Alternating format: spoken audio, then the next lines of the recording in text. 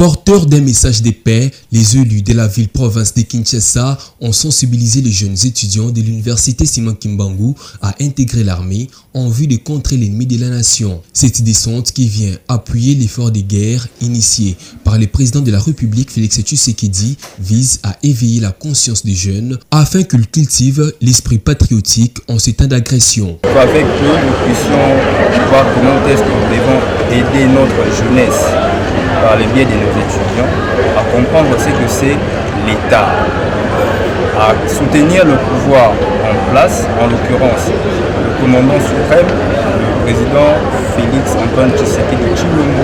Donc par ce message, ils nous ont encore aidé à voir comment est-ce que nous pouvons apporter des solutions quant à cette question. Ces députés provinciaux appellent également à la vigilance en ce temps de guerre pour que l'ennemi soit stoppé. Pour ces élus, l'université Simon Kimbangu est le site pilote de cette longue mobilisation du fait que Simon Kimbangu est la première personne qui s'est battue pour l'intérêt général du peuple congolais, lui qui a lutté pour la libération et l'auto-prise en charge de l'homme noir. Papa Simon Kimbangu est la première personne qui a défendu l'intérêt de tous les Africains, les Noirs. C'est le premier révolutionnaire. Nous sommes venus réincarner son esprit en nous pour que nous puissions ensemble mettre des stratégies pour mettre fin à cette guerre d'agression rwandaise. Cette sensibilisation des jeunes va s'étendre sur d'autres sites universitaires de la capitale congolaise.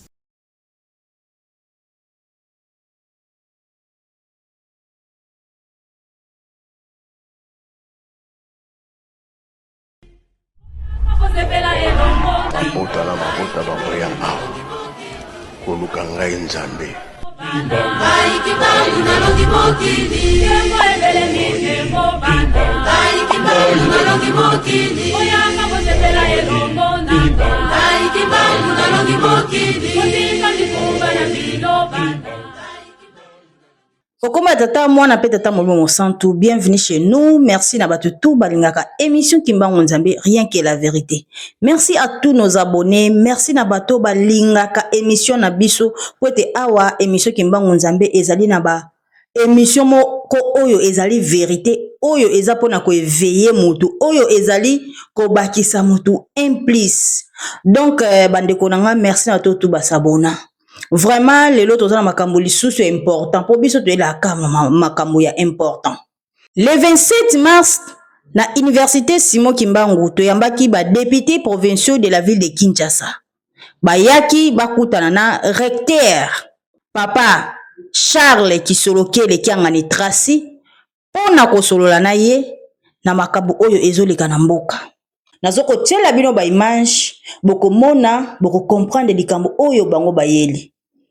Kongo na biso eza na bitumba baye poete basolola na recteur ya université Simon Kimbangu basolola pe na ba élève ya université Simon Kimbangu poete baza na posa population mboka eza na kimia te même bazotanga mais bakoki kokota pe na armée na ba congé bakoki kosala pe na armée poete eza na posa population armée congolaise eza na posa population poete pona kobunda bitumba na bamboka oyo ezali kobundisa biso bazoluka population ezala ebele poete pona kopesa président de la république maboko yango wana batalaki ke mboka na biso numéro 1 oya bandaki ko telema pona Congo oya salaki pona Congo pe Afrique mobimba ezwa lobiko ezali tata Simon Kimbangu yango batali ava bakende bisika mususu il fallait ba bandana na université Simon Kimbangu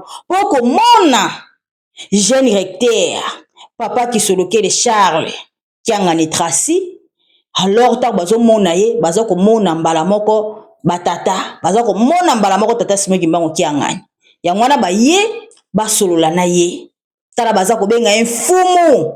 Quelle valeur, quel respect, quelle considération.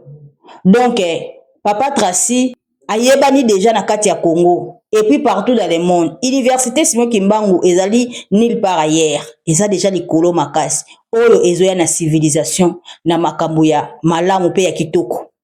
Na kotiela bino ba image, mais avant na kota kuna na ba image wana nazana ba sujet mibale. Deuxième sujet na ngai ezali likambo ya motuya oyo papa Tracy aza kosala na bongolo.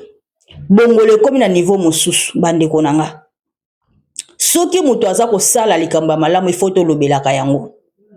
Na kati ya bongolo bazali kotonga batima moko mosusu ya sika.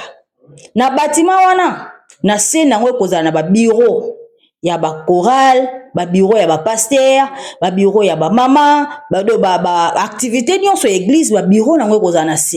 Et puis likolo nango ekozala susu na université. Et puis ekozala susu na salle de fête, salle de conférence kaka kuna. Oza na mariage na yo eke okende libanda okende so wapi okende kolekisa salle eza déjà na bongolo oyo makambo wana nyonso bando lekela. Donc na yebisaki bino na lotaki ndoto moko ya papa Tracy atongi bâtiment moko na révélation na yebisaki bino.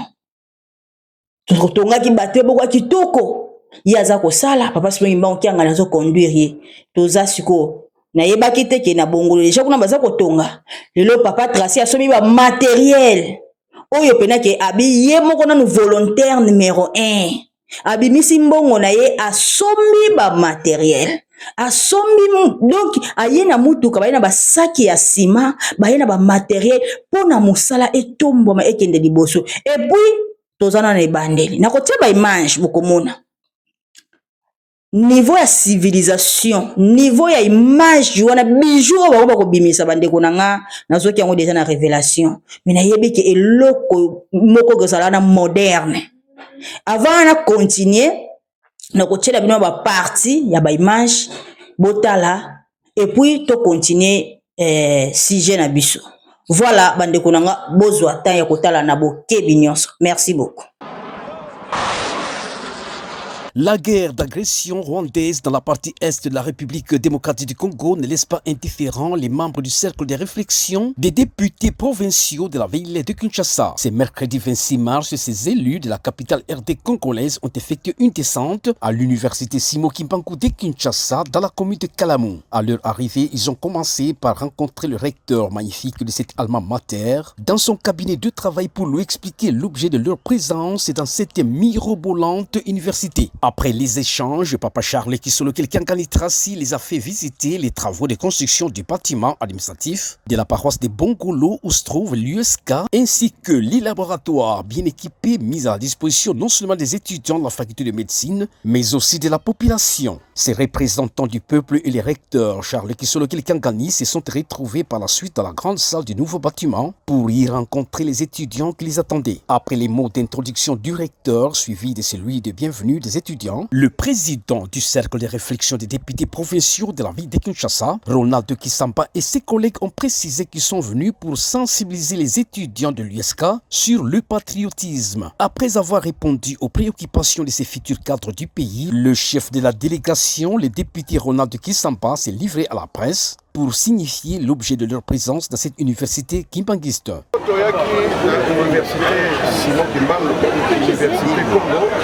Il faut qu'on sensibiliser les étudiants, les jeunes, l'intérêt il faut apporter un éveil patriotique pour la mission et à un moment où on dit qu'on traverse le mission et c'est vigilance et à la makasi pour être munguna à Coca-Cola de la mission. On a dit que l'université qui existe parce que Tata Simon Kimbangu ali moto ya yambo oyo abundaki pona intérêt ya bayindo nyonso.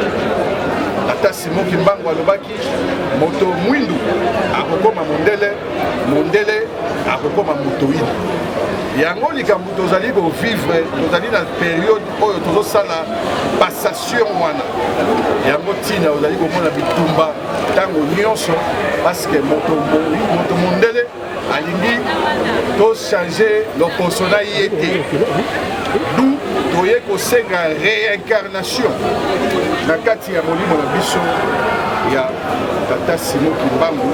Tozala d'abord armé spirituellement pour tokoka continuer héritage oyo atikelaki biso oyo ezali komba na ye. Tozali kokoba na le 6 avril mokolo chef de l'état apesaki po ete ezala mokolo ya ferie tokoka koserekei epai ya papa Simon Kimbangu tokende kotika baproblème na biso nyonso yali kokendisa moko na biso po tokoka kozwa solution oyo ekozala nani spirituelle avant ekoma physique.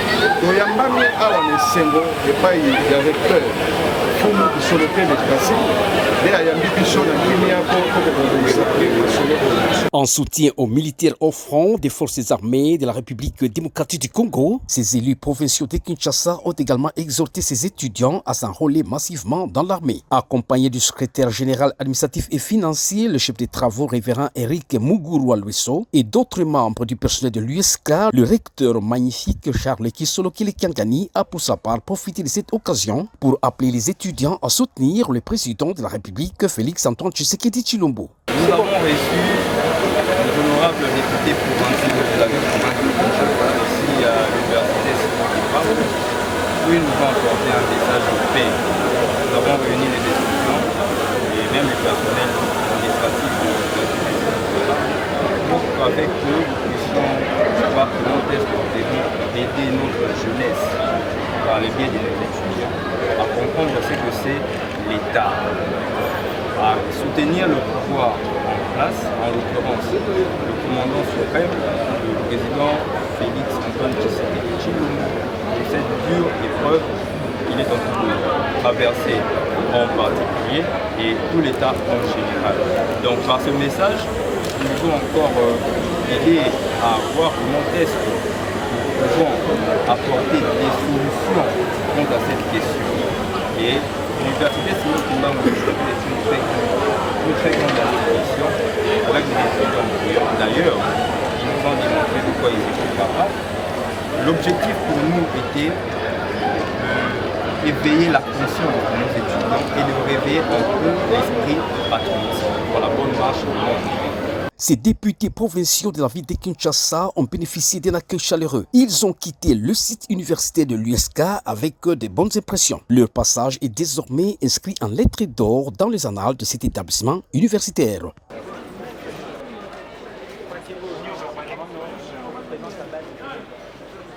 Vraiment, tolandi ba image ya ba député na biso ndenge bawuti kosolola nda ba élève ya université Simon Kimbangu ndenge basololi na un jeune recteur de l'université Simon Kimbangu papa Charles Kisolo Kilikangani Tracy.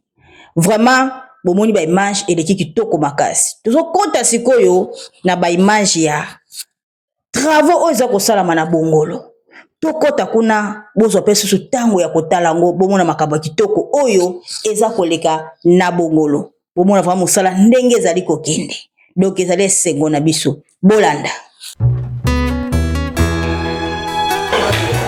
Dans le cadre des partenariats qui existent entre l'université Simon Kimbangu de Kinshasa et la paroisse kimbanguiste de Bongolo pour la construction d'un bâtiment moderne qui abritera des bureaux administratifs de l'église, une salle de conférence et d'autres compartiments qui seront au bénéfice de l'université Simon Kimbangu de Kinshasa. À ce titre, le recteur de l'université Simon Kimbangu de Kinshasa, Charles Kisolo Kilikangani Tracy, a effectué une visite guidée dans ces chantiers ce mardi 25 mars 2025 en vue d'activer l'évolution de ces travaux.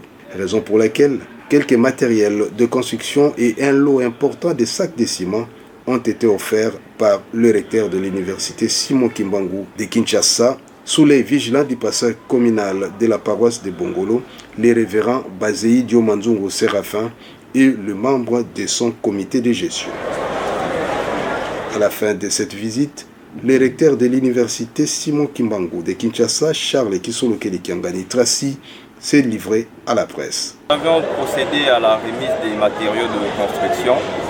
Justement, ce bâtiment que vous voyez derrière moi est un bâtiment qui est en train d'être érigé dans le but d'accomplir le devoir que nous avons vis-à-vis de sa divinité Papa Simon Kimbangu Kiangani, chef spirituel et représentant légal de l'église kimbanguiste, qui nous demande de construire l'église.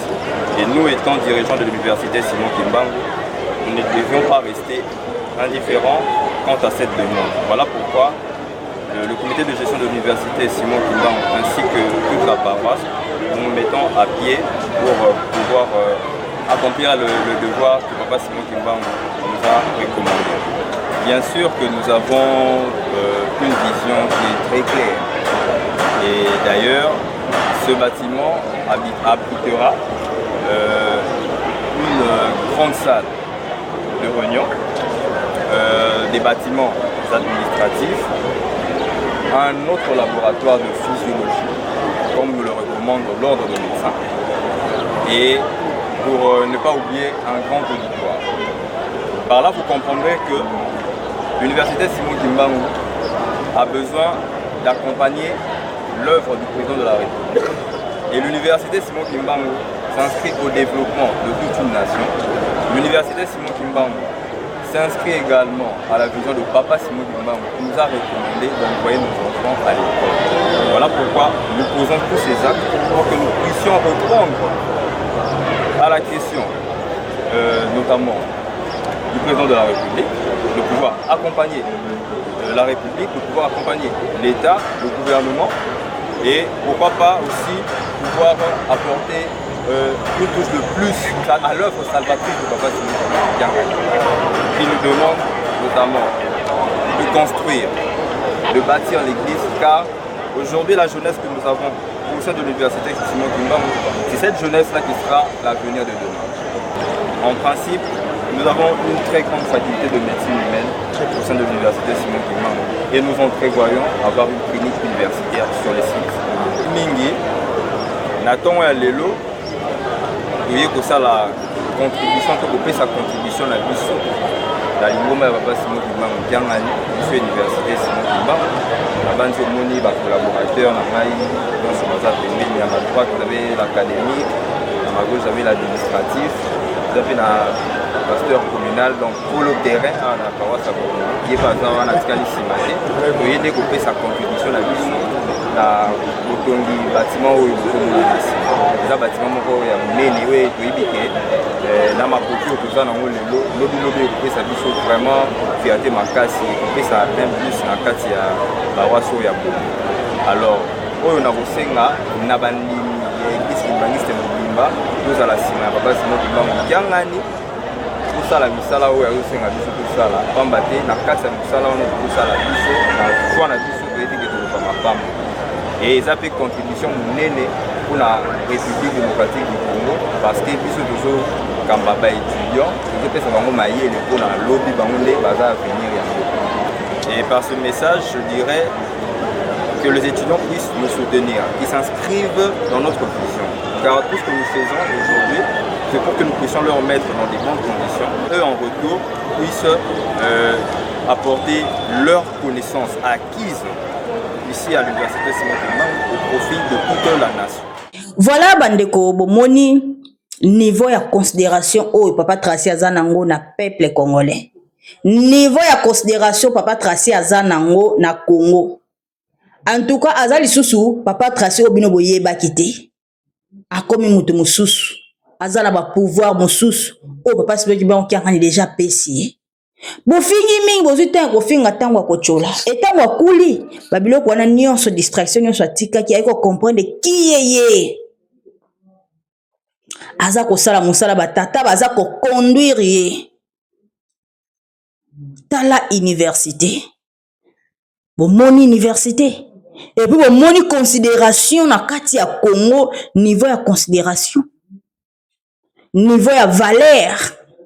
Donc muto e bobwakelaka libanga ezali o nzamba bongisi o azana eloko na kati na ye o azana bonzambe kati na ye o azana nguya nzambe kati na ye il faut batu ba négliger pour lobi akoya siko na makambo mosusu lelo tozo mona phare de ces Congolais bakiti na kati bazwi pe bapesi pe lamba alati donc azana considération un an na kati ya Congo bakonzi ya Congo bayebi aza vraiment na valeur ndeko oyo koboya ye seke wana oka motema mabe alors totika mitema mabe totika mitema mabe ekofuta biso eloko te valeur oyo aza nango basoda baza koya po ete bango ye ndenge aza wana ana pouvoir wana azali na pouvoir donc basoda bakoya bakonzi ya mboka bakoya koluka ye babadi deja koya koluka ye omoni deja souci ya bakonzi ya mboka baza nango yango batali ke mboka na biso oyo tata Simon Kimbangu ye nde moto abunda mpona tobikisama lelo il faut tokende koluka ye tolanda ye tosenga nguya na ye elata biso nasepeli na maloba papa na biso ya député alobi en tout cas alobi makambo moko kitoko makasi tolata nguya tata Simon Kimbangu alobaka moko kitoko nzambe aza na posa ba considération wana po omoni tata Simon Kimbangu soki to considérer na kati ya Congo nde tokobikisama papa de ngende si aloba yango soki considération eza te tokobikisama te donc considération wana atie wana eza vraiment très important eza penza malamu donc même président de la république soki akomi sous na étape wana ekosunga ye mais ndenge atindi déjà batu o baza kosala eza déjà très important alors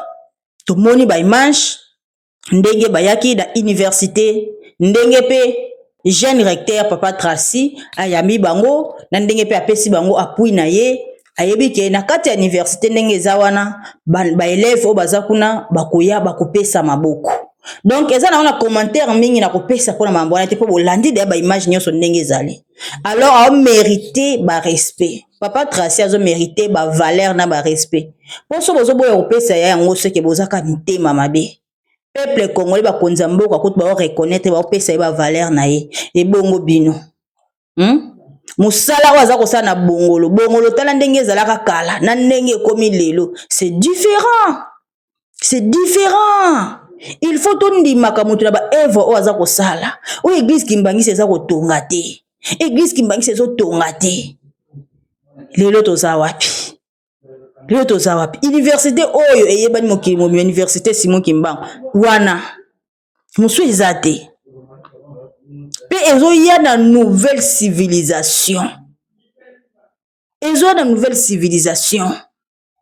papa Simon Kimbangu alobaka roi moko akobotamaka na trois pouvoir politique, pouvoir scientifique, pouvoir spirituel. Yé moko kozala guide ya roi wana. Ngana loti papa Tracy aza kotonga bâtiment. Papa Simon Kimbangu kianga ni yé moko guide da ye. Kaka ndenga loba toyebi te. Nde tozali kokende. Okomona kaka roi divin tolukaka tozalaka deja na ye. Azane na biso me toyebaka te. Avandi na biso longo me toyebaka te. Tozali kokende. Papa Tracy aza ko sala ba œuvre oyo za komonana. Ba papa nde bazawana ba yebaki oyo bango babongisaki. Poti batu boso bando kanisa sikoyo ne papa Simon Kimbangu kianga na zaboye papa José Kei siko seke kaka en tout cas kaka ba idée na ba onde ba tiaki lelo niko tanga bakoma batata wana kuna te kia kwa ko zo esika nzoka nde batata baza na programme na bango bango basalaki balingaki babundisa papa Zako po papa Zako aboti bana mibali telba papa Zako aza kotosa makambo ba papa batikela bango alors babundisa ye po libota wana batu ba considérer yango te babundisi papa Zako me balongi na bango peka te siko ba comprendre ki te lo basutuka ka boye papa Tracy abimi papa Tracy akomi kokende na ba papa na ndako ya président akobutambola na ba papa Simon Kimbangu kianga lisuku apesi université alandela lelo université etelemi lelo université ezokoma na ba civilisation mususu ezokoma na makambo mususu baza kotonga na kati ya bongolo ekobongwana ekoma bijou po ekotongama na nguya ya Nzambe na civilisation ya Nzambe na programme ya Nzambe po ba bien ya Nzambe oyo alakaki biso sako ekomi ko s'imposer malembe église Kimbangisi université ezali église Kimbangisi sombi bato église Kimbangisi mutuka deja ya ngwana oyo bano ya bambisi Église kimbangiste bilanga minene bakunzulu makamba minene. Église kimbangiste aéroport eza kotungama. Église kimbangiste nkamba etelemi nkamba kala ezalaki bantabanakati ba soso me bazalaka lisuti. Nkamba etelemi nkamba ekomi kitoko. Église kimbangiste eza kosala ba œuvre na mokili ezomonana me badisida baboyaka na bango kaka. Bazomona kaka église en tout cas église ekufi kaka so tuzo ko évoluer makasi bongo église ekufa ndenge nini tuzo ko évoluer to na nzambe longo aza ko s'imposer makambo na ye po nzambe to saka ba loi de la nature. Nzambe ezate kende batu bakansaka ke kolo Yesu akoya ta nzambe akoya kovana na mokili babiloko na neso ko bota kaka ya moko na maloba kaka ebimi ke lingomba ne kozala na ba ekotongama na ba diamant na ba or ebimaka bongo nzoka bongo te nkolo Yesu atongaka seke biso pe foto tonga et puis na kotonga wana ekomi ko s'imposer makambo na ekomi ko vanda ekomi ko zwa esika nango. Il faut na nous tonga tout d'abord totongi na etango totongi ale ye moko akomovanisa akomovanisa makambo na ye. Université Simon Kimbangu wana bakozwaka civilisation oyo mabongisi ya nzambe programme ya nzambe na université wana nde bazotanga wana nzambe aza kovanisa bango makambo na ye programme na ye eza kovana dana mituna bango lobi tokoma ko créer. Papa na biso député alobi ke mundele azolinga te biso tokoma tozwa poso na bango nzoka na biso tokoma mindele na poso te tokoma mindele na ba bien o bango baza nango bakoko na biso bazalaka nango bakoko na biso batonga bapoto mboka to bona bapoto ba France bakoko na biso nde batonga yango bapoto to bona ko ba France bakoko na biso nde batonga yango donc bakoko na biso bazalaka déjà na eloko mindele baza nango mais ya biso ebungaka po ya nzambe dibinaka malembe yango tomona na bapoto poto bando kokweya malembe pe mayele o bazalaka na bando dimine bango malembe ti ekosila et puis biso siko tokomi komata ti bango ezoko dimine biso ezoyaka ti ekozwa esika nango evandi nouvelle civilisation eza na maboko ya papa Tracy yango wana batata bayebaki balobi libota oyo ekende poto te papa Kisolokele papa de longa papa de ngenda batindi papa Zako akende kotanga na Lubumbashi etango ye papa Zako bayebisi ke ye il faut akonza bandeko na bango nyonso ye il faut azali kona bango edike bango bana papa Kisolokele bana papa de ngenda edike bango baibanga kama nti bakenda na babanga ye bayebi ki ye papa Zako yango bamonaka ke tellement que akonza bango trop ça veut dire que ye pe kana mutu atamosaka yende mutu akonza pasi mingi bango kianga nzoka nde bongo te bino boza papa te papa Kisolokele apesa kombo général papa Kisolokele apesa papa Zako kombo général ayebaki ke ezali ye yango na pe papa Zako ndenge azana avanda ne kimia ayebi ke papa Tracy c'est ye kaka ndenge papa de lunga na mibotaki ndenge pe papa Kisolokele tango asenkarne na nzoto na papa Zako ndenge pe papa Kisolokele miboti lisusu yango na bozomona ke ba soda armée congolais bayebi déjà qui est papa Tracy baza ko benga mfumu tala niveau ezako bamino ko baza ko yeba te babengi mfumu bazo comprendre qui est papa Tracy mokili peuple ezako luka ye déjà maka ndenge aza wana makambo ezakati na ezako maleme ko badaka ko se manifester ezako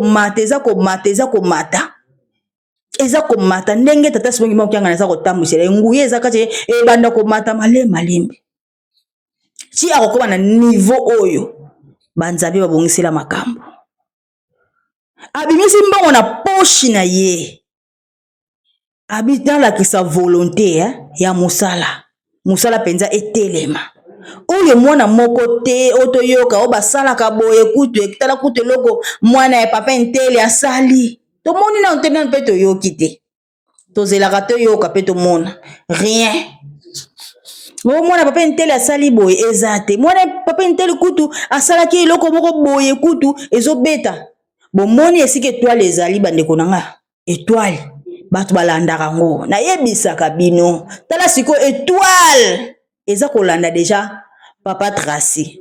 Et puis nebisaka bino esika étoile eza ekobandaka komata.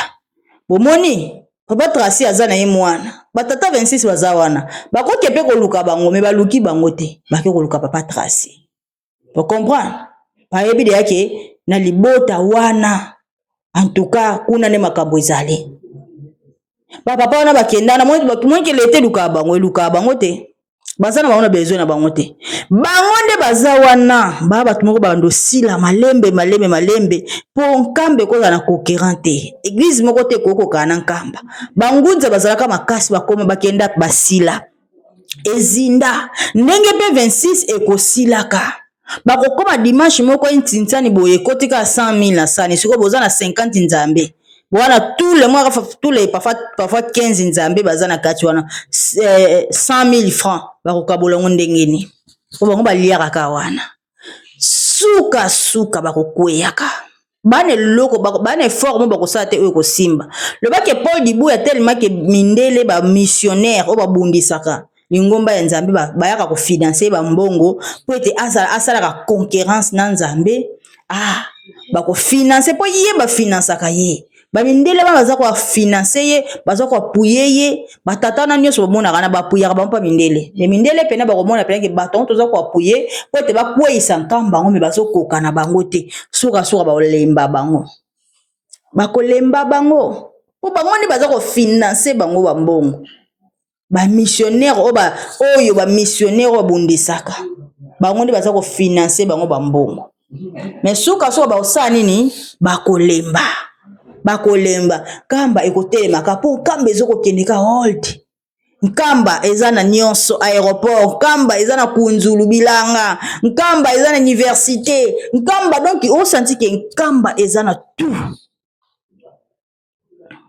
en tout cas tokende bien toponama twana nzela solo bandeko nanga twana nzela solo alors papa Tracy ndenga azana eloko wana kati na pouvoir moko ya makasi oyo koyako epanouir lobi na mokili oyo koningisa mokili lobi ane eloko moko boye oyo banzambe batia kati na ye ezokende komataka malembe alors bolongola na ba video na bino kala bo publiaka wana ya na ngona tina mo tesa impact te c'est le passé tout ça na le présent siko tout mona ba œuvre ya le présent et puis ben ngina loba boye batata na 26 na otanga kobote pona yebi tata wana na mwana na ye kolelela mutu moko boye abengela ye papa Tracy basola na papa Tracy asombele mutuka boti ko déranger papa Tracy pardon s'il vous plaît bo déranger lenga papa te bo fingise mingi boloba mingi bokenda deja bino bo ndenge mona biso te nzambe na satana bakolabora lisu te esili neza nesili nzambe na satana contrat esila jamais ange nzambe azwa biloko na palais royal ya nzambe akabela ange satana ezalaka te jamais mwana nzambe na longwa na kepembe na lifelo na sola na bato baza na lifelo te ezalaka te bino tellement que bopona côté bokenda bosombela bana bosomba ba mituka bo vivre vie na bino obopona biso pe ya biso